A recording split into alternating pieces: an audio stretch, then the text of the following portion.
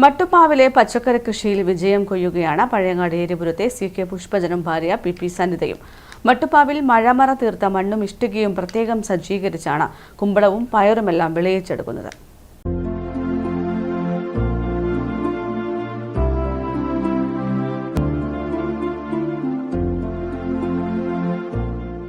വീട്ടിലെ ആവശ്യങ്ങൾക്കായാണ് മട്ടുപ്പാവിൽ ആദ്യം പച്ചക്കറി കൃഷി ആരംഭിച്ചത്.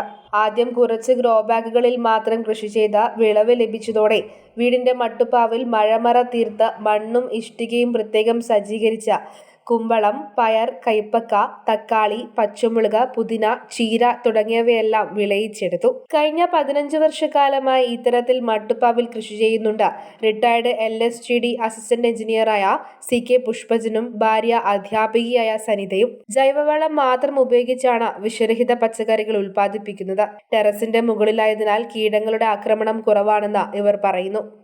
2010 മുതലേ കൃഷി തുടങ്ങിയിട്ടുണ്ട്. മട്ടുപ്പാവ് കൃഷി തുടങ്ങിയിട്ടുണ്ട്.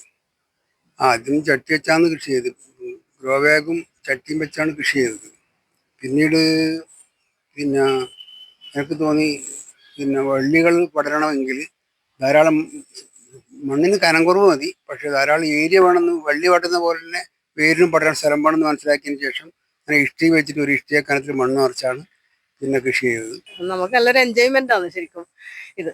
അതാണ് നമ്മുടെ സമയം പോകും ചെയ്ത് നമുക്ക് ഇതിൽ കയറി വന്ന് വൈകുന്നേരം കുറച്ച് സമയം ഇതിന് പരിചരിക്കുമ്പോൾ കിട്ടുന്ന സന്തോഷം. അതാണ് മെയിനായിട്ട് നമുക്ക് വിളവിനേക്കാളും. പിന്നെ വിഷമില്ലാത്ത പച്ചക്കറി, നമ്മൾ പച്ചക്കറി കാര്യമായിട്ടൊന്നും പുറത്തുനിന്ന് വാങ്ങുന്നില്ല. ഇപ്പം നമുക്ക് ആവശ്യമുള്ള ഏകദേശം എല്ലാം കിട്ടുന്നുണ്ട്.